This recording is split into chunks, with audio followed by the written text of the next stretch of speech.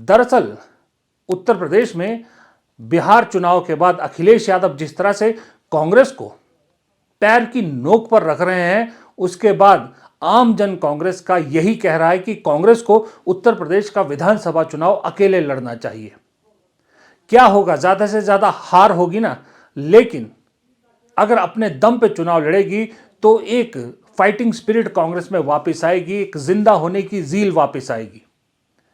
क्योंकि अखिलेश यादव और उनकी पार्टी के नेता एक बार नहीं, दसियों बार बिहार के बाद ये कह चुके हैं कि कांग्रेस लायबिलिटी है।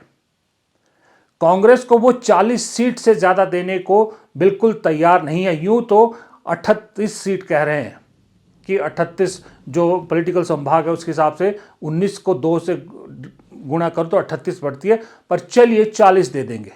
एहसान करने को कह रहे हैं कि कांग्रेस को 40 दे देंगे। 40 सीट पे कांग्रेस उत्तर प्रदेश में अगर विधानसभा चुनाव लड़ने के लिए हामी भरती है तो क्या कांग्रेस वहां देश के सबसे बड़े सूबे में अपने आप को खड़ा करने की कवायद कर सकती है या सोच सकती है, या उसके कार्यकर्ता में जोश आएगा? आज भी उत्तर प्रदेश के किसी भी गांव में चले जाइए, एक आध घर में कांग्रेस का झंडा जरूर मिलता है। मैं नहीं कहता, लोग कहते हैं, किसी से भी पूछ के देख लीजिए। उस प्रदेश में किसी और से भीख मांग के आप अपनी लड़ाई लड़ोगे, वो भी ऊपर आने की। अरे जब तक हिंदी पट्टी और उत्तर प्रदेश जैसे राज्य में अपने आप को नहीं खड़ा कर पाओगे तो कांग्रेस की रिवाइवल की स्टोरी 29 के लिए कैसे होगी? अब जो लोग चाहते हैं कि भाई समाजवादी पार्टी अगर इतना तिरस्कार कर रही है कांग्रेस का, तो फिर कांग्रेस क्यों उनके साथ जाए, क्यों ना अकेले लड़े? यूं भी प्रदेश के अध्यक्ष अजय राय बहुत बार डींगे मार चुके हैं कि हम तो 403 सीटों पर तैयारी करें, बहुत बार कह चुके हैं ना, क्यों ना कोशिश कर ली जाए। लेकिन हो क्या रहा है? हो इसके उल्टा रहा है। हो ये रहा है कि चंद नेता समाजवादी पार्टी से अपने निजी फायदे के लिए, उन्हीं की चमचागिरी के लिए पार्टी को मनाने में लगे हुए हैं। अखिलेश यादव की चमचागिरी ज्यादा कर रहे हैं, अपनी पार्टी की कम सोच रहे हैं।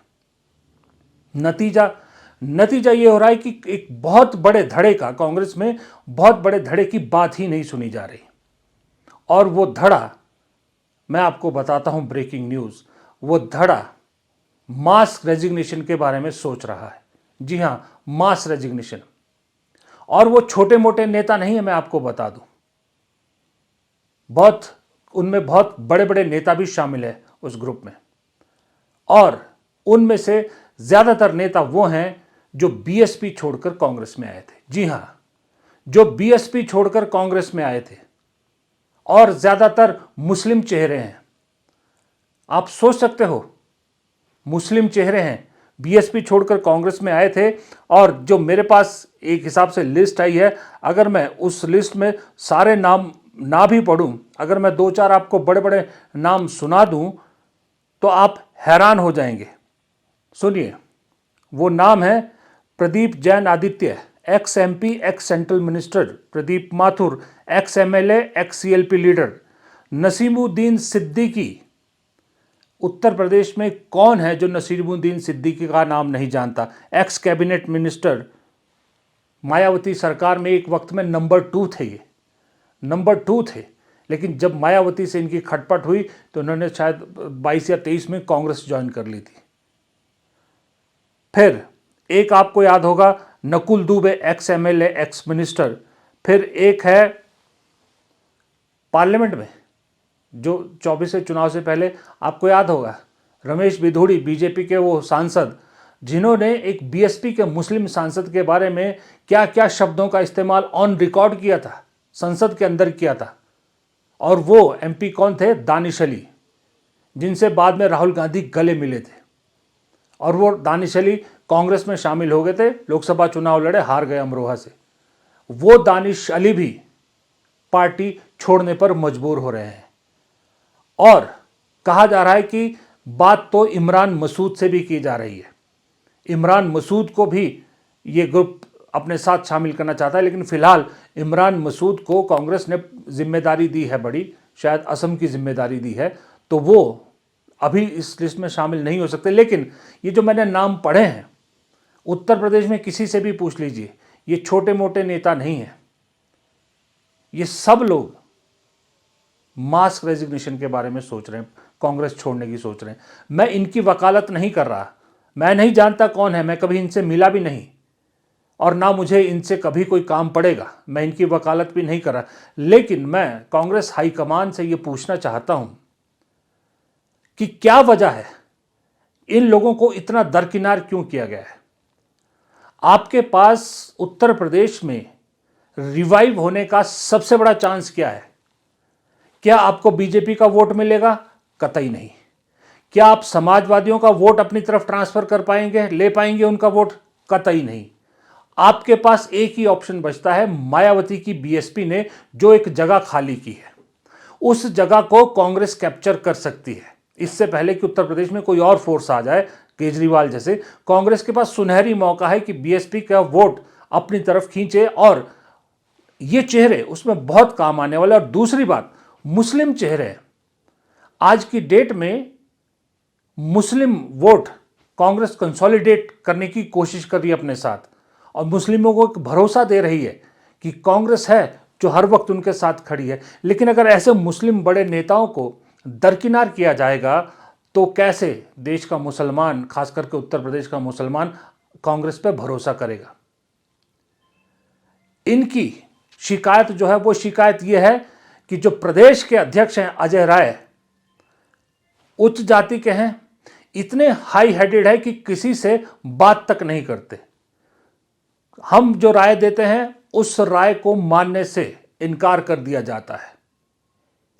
दूसरी तरफ आपने हाल के दिनों में एक देखा होगा, प्रमोद तिवारी हैं, कांग्रेस के नेता, सीनियर नेता हैं उत्तर प्रदेश से, कभी चुनाव नहीं आ रहा, बेटी भी उनकी शायद विधायक है, ये राज्यसभा सांसद है। इन दिनों एक चैनल को इंटरव्यू दे रहे हैं और उस इंटरव्यू में जोर देकर कह रहे हैं कि गठबंधन तो समाजवादी पार्टी से ही होगा।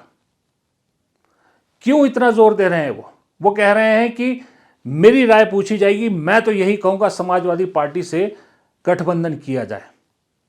और जिस चैनल को वो इंटरव्यू दे रहे हैं, मजे की बात है कि उस चैनल में पैसा भी समाजवादी पार्टी के ही नेता का लगा है, और वो जो उस चैनल के मालिक हैं फिलहाल, उनके बारे में भी कहा जा रहा है कि वो आने वाले विधानसभा चुनाव समाजवादी पार्टी की टिकट से लड़ने की तैयारी कर रहे हैं। वहां पर प्रमोद तिवारी इस तरह के बयानबाजी कर रहे हैं। क्यों? क्योंकि प्रमोद तिवारी की राज्यसभा टर्म खत्म होने वाली है और उन्हें ऐसा लगता है कि अखिलेश यादव का साथ देकर उनके समर्थन से राज्यसभा की अगली टर्म सुनिश्चित की जा सकती है। अजय राय बीएसपी से आए लोगों को इसलिए मुंह नहीं लगाते क्योंकि प्रमोद तिवारी और वो एक दूसरे के खासम खास है। और दूसरी बात है तो वो अजय राय कांग्रेसी, लेकिन कहा जाता है कि उनकी सोच पूरी तरह से कांग्रेसी नहीं है। उन्हें यह गुमान हो गया कि वाराणसी में उन्होंने मोदी जी के जीत का मार्जिन कम कर दिया तो वो बहुत बड़े नेता है। लेकिन असल हकीकत वहाँ के लोग मुझे बताते हैं, वहाँ के नेताओं ने बताया, हकीकत यह है कि वोट अजय राय को नहीं पड़ा था, वोट कांग्रेस को पड़ा था, वोट राहुल गांधी को पड़ा था। अजय राय बिना कांग्रेस के वाराणसी से चुनाव लड़के दिखा दे, इतने वोट कभी नहीं पड़ेंगे, वहाँ लोग गारंटी देने को तैयार हैं। लेकिन अजय राय को लगता है कि वो बहुत बड़े नेता हो गए। और तीसरे हैं वही नाम जो मैं अक्सर लेता हूं, संदीप सिंह। आप भी सुन सुन के बोर हो गए होंगे। संदीप सिंह के साथ और कई नाम है, धीरज गुर्जर है, और भी नाम है, मेरे पास बहुत सारे नाम आए हुए हैं। खैर मैं क्या नाम लूँ, प्रदीप नरवाल हरियाणा से, ये सब लोगों के नाम हैं। ये सब कौन है? ये सब है प्रियंका गांधी की टीम मेंबर। और जो प्रियंका गांधी के टीम का मेंबर हो, उनकी खिलाफत करने की हिम्मत उत्तर प्रदेश में किसकी हो सकती है? किसी की नहीं हो सकती। उत्तर प्रदेश में प्रियंका गांधी या गांधी परिवार का नाम के आगे कोई कुछ नहीं कह सकता, और उनकी टीम के सदस्य के खिलाफ तो कोई नहीं जा सकता। लेकिन ये लोग अपने हिसाब से सर्वेज कर रहे हैं। और हैरानी हुई मुझे सुन के कि जो संदीप सिंह ने बिना ऑथराइज उससे एक सर्वे किया है, उसमें नसीमुद्दीन सिद्दीकी या उनके बेटे या उनके किसी का नाम नहीं है कि जो जीतने वाले उम्मीदवारों की सूची की जो संभावनाएं जिन उसमें नसीमुद्दीन जैसे बड़े नेता का नाम तक नहीं है। ये हो रहा है उत्तर प्रदेश में, और ये जो है मजबूर कर रहा है इन नेताओं का, इनका कहना है कि हमें मजबूर कर रहा है कि एक साथ मास रिजाइन करें। अब सोचिए, अगर इतने बड़े नेताओं ने, इतने सारे नेताओं ने एक साथ उत्तर प्रदेश जैसे प्रदेश से कांग्रेस से इस्तीफा दे दिया, तो फिर मिशन 45 हो, मिशन 25 हो, मिशन 55 हो, कुछ भी हो, उसको तो धक्का ज़बरदस्त लगेगा। और साथ में बीजेपी को जो मौका मिलेगा नैरेटिव गढ़ने का, उसमें ये सारी मेहनत धुल जाएगी। और मेहनत किसकी होती है? मेहनत होती है अकेले शख्स की। सही में बताऊं, मेहनत होती है सिर्फ और सिर्फ राहुल गांधी की। राहुल गांधी की मेहनत को किस तरह से ये सो कॉल्ड स्लीपर सेल सिर्फ बीजेपी के नहीं है, ये भी याद रखिएगा। कांग्रेस में सिर्फ बीजेपी के स्लीपर सेल नहीं है, आरजेडी का स्लीपर सेल है, समाजवादी पार्टी का स्लीपर सेल है, एनसीपी का स्लीपर सेल है, डीएमके का स्लीपर सेल है, लेफ्ट के स्लीपर सेल है। सभी पार्टियों का स्लीपर सेल है कांग्रेस में जो एक्टिव है, और जो हाँ में हाँ तो मिलाते हैं राहुल गांधी के साथ, राहुल गांधी की हर चीज को इंडोर्स करते हैं, लेकिन पीठ पीछे अपने इंटरेस्ट पे काम करते हैं, अपने इंटरेस्ट के लिए काम करते हैं। ये सच्चाई है, और इस सच्चाई को मुझे नहीं मालूम कांग्रेस हाईकमान को मालूम है या नहीं मालूम, लेकिन मुझे ऐसा लगता है उन्हें ये सब चीज़ मालूम है। क्योंकि अगर हम तक ये खबरें पहुंच सकती है, हम तक ये चीज़ आ सकती है, तो राहुल गांधी, प्रियंका गांधी, सोनिया गांधी, मल्लिकार्जुन खड़गे या केसी वेणुगोपाल, इन तक ये खबरें क्यों नहीं पहुंचती होगी? ज़रूर होगी।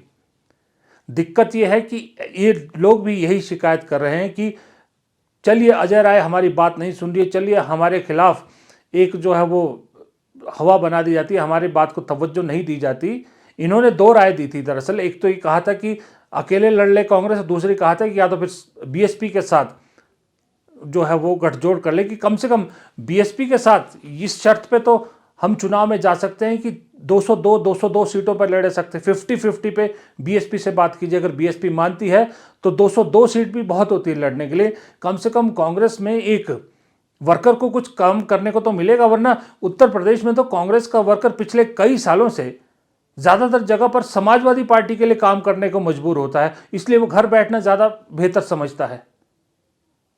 तो जब 202 सीट पे भी अगर आप लड़ते हैं तो बहुत चीज़ें जो है वो आसान हो जाती है, बहुत मौके मिलते हैं।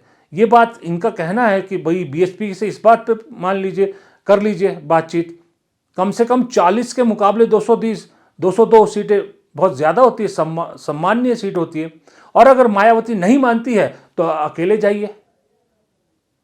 वैसे मायावती के नाम मानने की भी कोई वजह नहीं है, क्योंकि मायावती खुद इस वक्त सर्वाइवल की लड़ाई लड़ रही हैं।